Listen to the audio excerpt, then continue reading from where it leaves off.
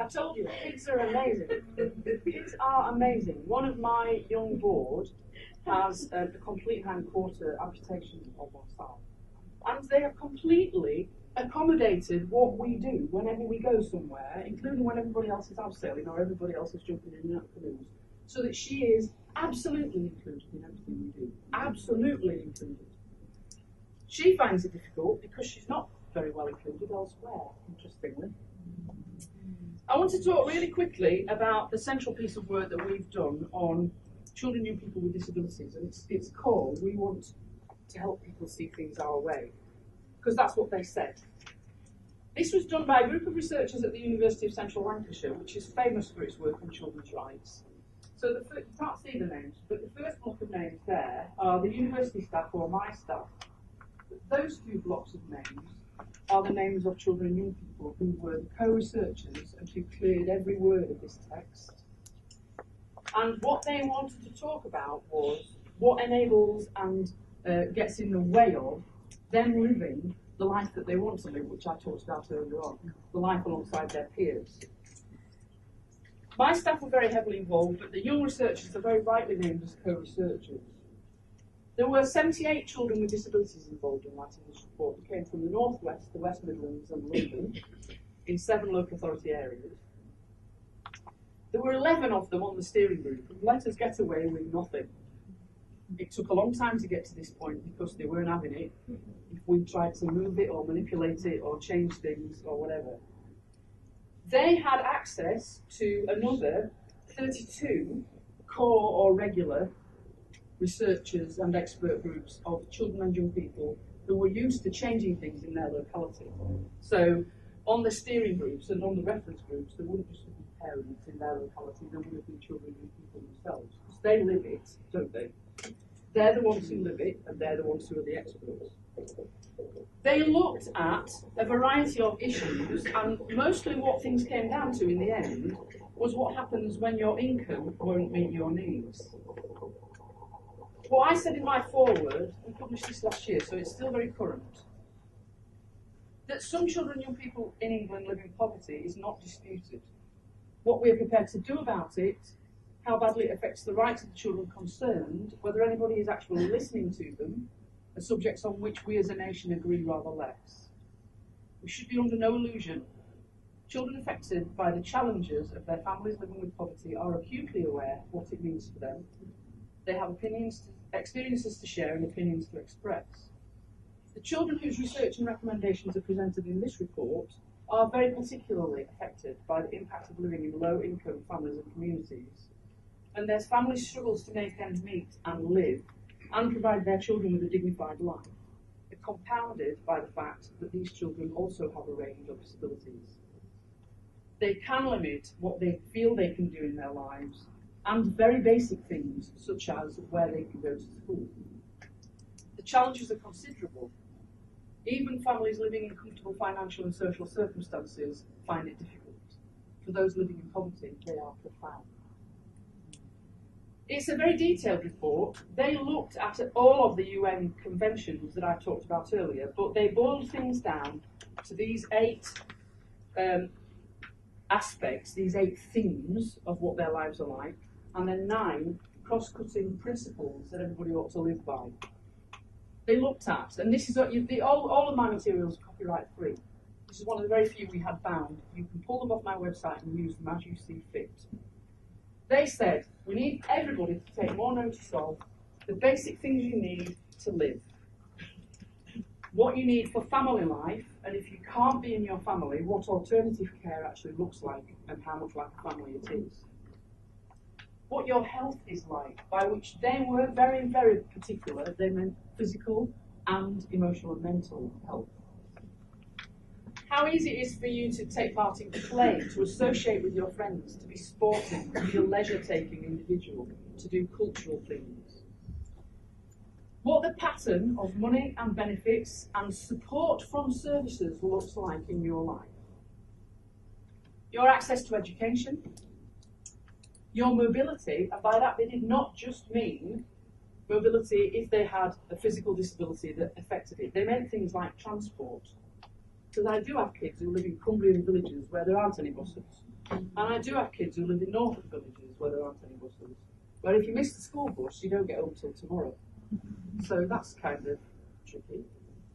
They also wanted to talk about work and the access to and dignity given by work to those who leave school, who leave college, and who don't want to be the next generation of poor members of their families, and who for disability reasons can actually be more likely to be the next generation of people in their families who are poor, not less.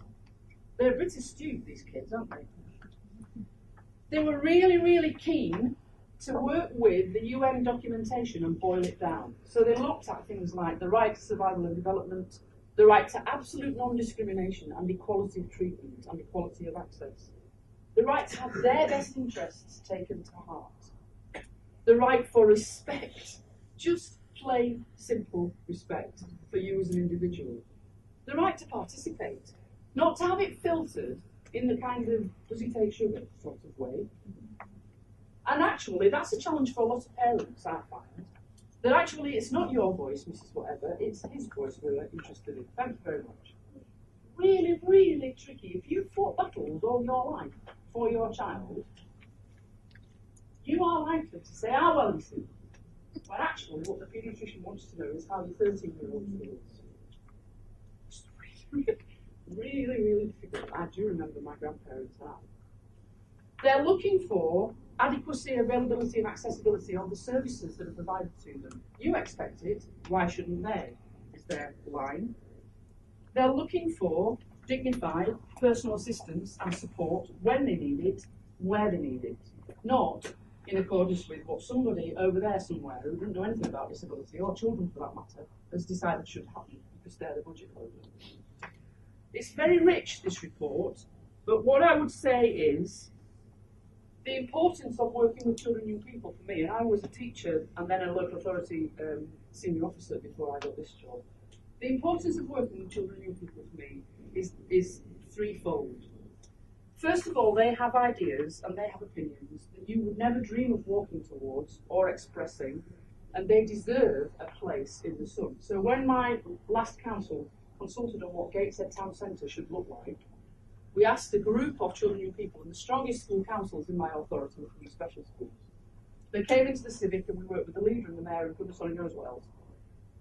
And at one point they were asked to write down what they liked about Gateshead, and one of them wrote, well, at least it's not Sunderland.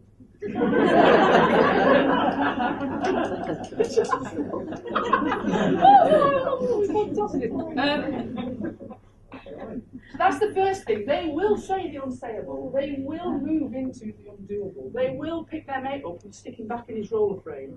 Whether that's how to handle somebody with his condition or not. We've got PE to get to, come on. So they will do that unthinkable, oh my God, please don't do that thing, because they're kids. The second thing is that they are actually the only experts in childhood you know. You are not a child anymore, and neither am I. They are the experts in childhood. You were an expert when you were a child. You can't remember cutting your teeth. You can't remember learning to walk or talk. You can't remember learning to read. They can just about remember some of those things, depending on how old they are, but we forget. We forget that the world looks at itself through the eyes of the adult. But children are experts in what it's like to be passed over, forgotten, ignored, not listened to. And it's really important that we take their expertise. And the third thing that's so important about working with children and people is that actually they remind me every time I get anywhere near a group of them that I do my job not for me but for them. So when you're fighting your battles with the head teacher or the governors or the therapist or the whoever, it isn't actually your battle that you're fighting, it's theirs. And the stronger you can be as a region and as a group of carer forums and partnerships, the better. There are some fairly tragic and touching things in this report because it did concentrate on income. And therefore, if you read it, here's the health warning. There are youngsters in here who talk about their family not being able to afford to make ends meet. There are youngsters in here who talk about being hungry and cold. There are youngsters in here who can't access what's available in their community because their family can't afford to let them. So don't read it just from the perspective of the battles to be fought for children and young people with disabilities. There are searing stories in here about the premium you pay when you've got a child with disabilities. It's more expensive to get them anywhere, it's more expensive to teach them things, it's more expensive to childmind them, it's more expensive to nursery educate them. Everything comes at an additional cost. But there are stories in here about adolescents for whom the pitiful 4 pads a day issue is mighty, mighty stuff. It's not good enough, and one of the things that we challenged the NHS to do was to think again. They talked about support from within their families and from within their schools. They talked about some health staff understanding what they are, how they are, who they are, and coming to them. But they also talked about attitudes from particularly health staff that were technical and talked in highfalutin technical language about conditions and talked entirely on an adult level, adult to adult, rather than the child as the centre of their concerns. It's a very rich report, and I do urge that you read it. But I'm going to finish by looking at the recommendations. The children and young people made a set, and then we made some more. These are their recommendations. They are saying, the steering group of children and people who wrote this report with the university said, the government needs to change the benefit, welfare and support system so that they set budgets to give greater priority to ensuring disabled children and young people just have the basics for their lives. They need to change those benefits and welfare and social support systems so that those children have plans for reform and benefit levels that are about having listened to the people they will affect rather than just the people who are doing the sums. That give due weight to the views and opinions of the children concerned as well as the adults who are fighting the battle for them. They also said, and remember this is quite a while ago, that the government should have a really serious think about whether personal independent payments are actually the right way to go or should be properly and thoroughly reviewed with the communities they will affect rather than by a group of people who are accountants. They said we need improved provision, appropriateness and timeliness of services so that everybody has really good access to really high quality special education services to ensure everybody can reach their full potential without having to go somewhere else. They said make sure that high quality short break provision that meets the needs of disabled children and young people to have a break from their families and vice versa is available. They said ensure speedy compliance with adaptations to housing and other facilities.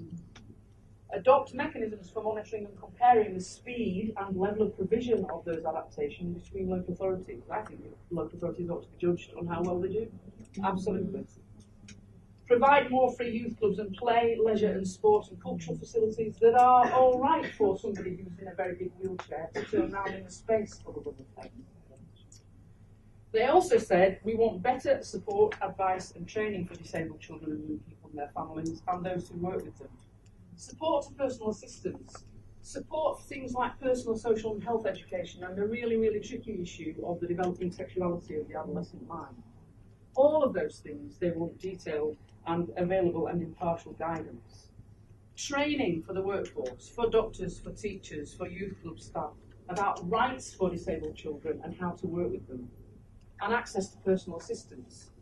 Now, I think their recommendations are pretty strong. We gave them to the Secretaries of State for Health, Work and Pensions and Education, as well as our own.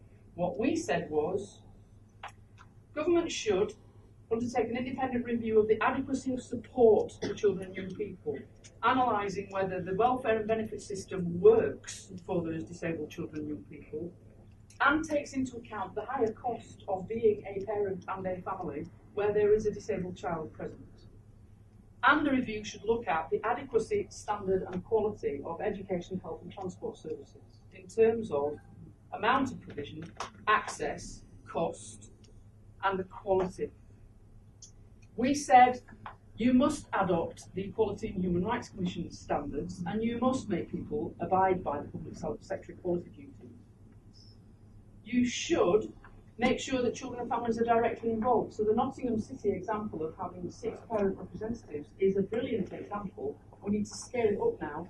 And those of you who are from Leicester and Derbyshire need to go back and say, see, they do it in Nottingham, like that, do you? if they're not doing it there, because they might be. Ensuring the awareness of disabled children's rights right across government departments. So how's the MOD coping with service families where there is a child with a disability? What's the plan for bringing them home from Germany and getting them a place in a really good school? Because they're closing the bases in Germany. Then what?